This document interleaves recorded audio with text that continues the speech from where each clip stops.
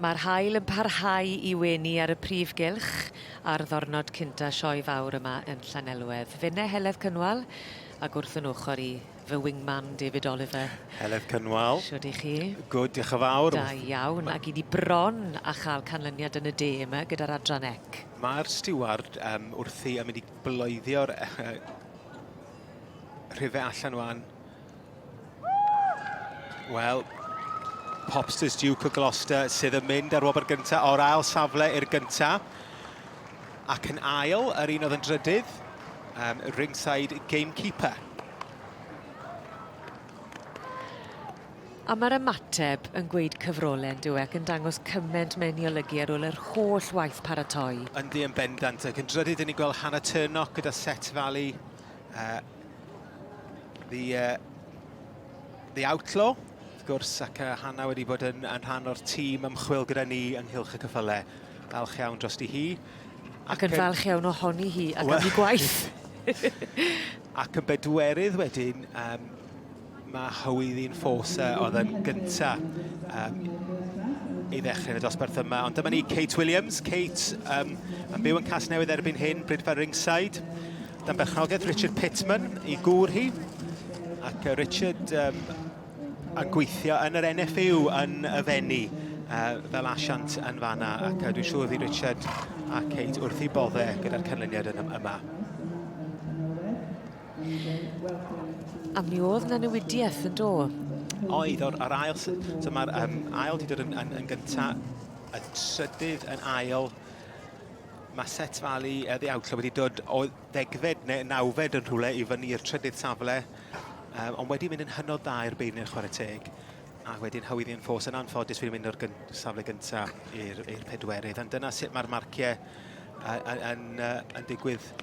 Ac yn dangos bod chi ddim yn ymlacio nes yr eiliad ola ac yn perfformio i'r eiliad ola. Yn bendant.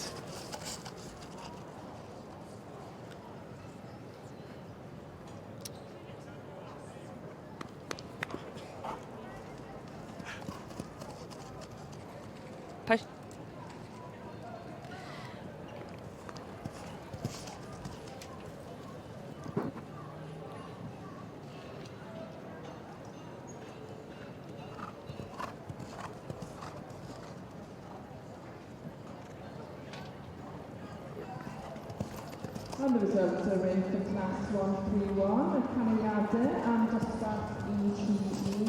Felly yn gyntaf, 1-6-1. First place goes to 1461, which is Popsters Duke of Gloucester. Sgleinio yn yr hael. Di mynd ar wobr gynta. Second place goes to 1444. Richard Pittman, y perchennog. Richard, wrth gwrs, yn gŵr I Kate sydd y marchogaeth. Ac fe brynodd Richard yr ebol bach yma gen Brydfa Popsters rhai blynyddoedd yn ôl. Dwi'n meddwl gyda'r nod o gael rhywbeth I ddangos tan gyfrwy yn y dyfodol. Ac mae hynny wedi ddod, yn amlwg wedi wireddu iddo fo. Ac ti'n gallu gweld pam mae Popsters Duke of Gloucester ath ar y wobr gynta. Mi ath o'n arbennig i'r beirniau'r chwarae teg, fel ysyn nhw yn esmwyth, yn edrych yn gyfforddus iawn, ac i'r ffurfiad, mae gennym fe asgwrn lan, ffrynt da iawn, mae o'n del, Merlin bach digon cywir.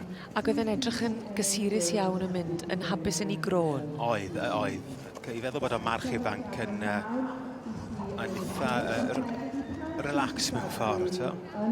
Ac yn gorfod bod dros 4 mlwydd oed ar gyfer y dosbarth yma. Am ba reswm? Bod nhw'n gorfod... O ran yr oedran? Just dyna fatha dyn ni'n sidro fel oedran eiddedrwydd. Felly, maen nhw'n cael ei adnabod fel stoc ifanc I ni 2 mlwydd oed, a wedyn yn 4 mlwydd oed, dyna fel nhw yn cyrraedd 19 mewn ffordd.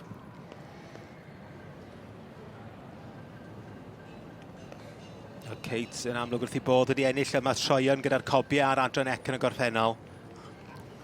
Ac atgoffa ni I ba ardal fydd yr hosglwm ar wobr gyntaf mynd? Erbyn hyn, mae Richard Pitman o'r cymoedd yn reiddiol, Kate ochr y Caerdydd, ond Casnewydd maen nhw wedi ymgartrefu erbyn hyn. Ac dwi'n siŵr fydd Richard siŵr bod ar o flaen y tŵr yma ni yn wen o glist I glist. Ac yn arbennig pan mae wedi symud o ran y safle. Mae hwnna'n neud yn felysach byth bron, yn dweud? Yndi. Ar ddwy ddeirned wedi gweld rhywbeth arbennig yn Popsters Duke o Gloucester. Mae marciau ar wahân I nhw, oes na trafod hefyd neu dim trafod o gwbl? Dim tra bod nhw'n rhoi'r marciau. Dyn ni'n gweld pan ddoth y cyffylau I gyd I fewn a bod nhw'n mynd amgylch ar y naill ochr, ar y naill llinyn. Mi oedd y ddwy yn nhw'n trafod, wel, yn siŵr bod nhw'n dweud, wel, dwi'n eitha licio hwnna, o dwi'n licio hwnna, reit, a dyna sut ddaron nhw. Yn amlwg maen nhw wedi trafod, achos maen nhw wedi gosod nhw yn y lle cyntaf, a wedyn y marciau ar wahân wedyn yn neud y gwahaniaeth. A maen nhw'n rhoi'r marciau yn annibynnol o'i gilydd. Yn y pryd wnaethon ni weld nhw'n danfon y criw cyntaf mas. Ie. Ac 1:20 fi'n credu arhosodd mewn. Oedd hi'n ddosbarth mawr. Wel, mae yna rhyw drafod gyda'r stiwardiad yn y cefn. Mae'r beirniad marchogaeth wrthi gyda'r stiwardiad yn trafod. Dwi'n cweit yn siŵr beth yw'r sefyllfa. Oes yna rhywbeth dwi ddim yn hapus efo?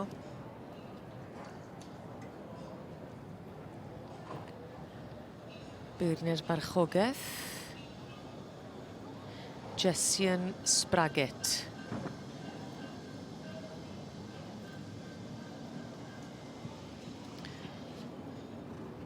Ddim yn siŵr o rhywbeth? Na, mae yna rhyw drafodaeth I fod na. Dyn ni wedi disgwyl dipyn rwan i'r...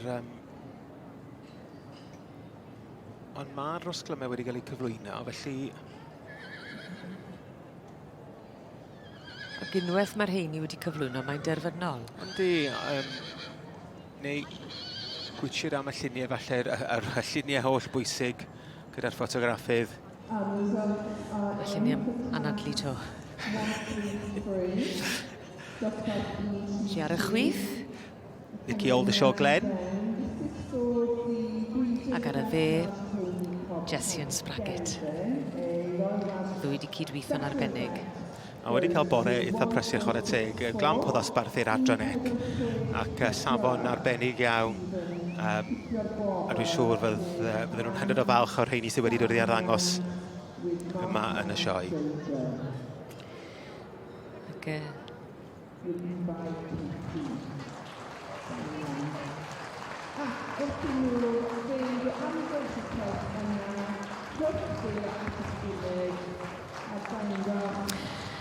Mae'r carne'n codi a'r ffroenau yn uchel hefyd am reswm da gan mai Popsters Duke of Gloucester sy'n ennill y garden goch heddi a newyddion gwych i'r tîm gweithgar nôl yng Nghasnewydd. Llon gyfarchiadau mawr iawn ar ddod i'r brig gyda'r Adran Ec tan Gyfrwy.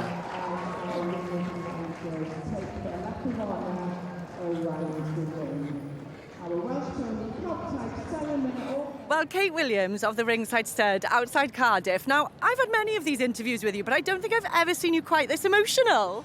No, I know. I feel shaky, really. He's only a baby, and I had no expectations. I just wanted him to go around and go nice, and yeah, he's just a bit speechless. Have you got a very busy week coming up, because your family normally do? Not as busy as usual. A quiet one, but it started very well. Yeah, very, very well. I'm over the moon. He was amazing, and she just told me he had 48 for rides, so that makes me really happy. And I also want to say thank you to Harrison, because he did a lot of schooling to make him. That's Harrison Taylor, of course, one of the producers from England. But no, you've done a fantastic job with this pony. He's had a very successful season. He was champion at Lampeter Stallion Show, and now he's come on. Young stock here. And he's been young stock champion here. So this pony has got a really bright future, now taking to the Ridden. What's your plans for the rest of the year with him? I don't really know. I wasn't trying. I was only taking it slow with him, and I was just aiming to come here and just have a nice ride. That was my aim for the year. So I don't know. Well, you can just enjoy this feeling of being on cloud 9 for now. Many, many congratulations, and good luck for the rest of the week. Thank you very much.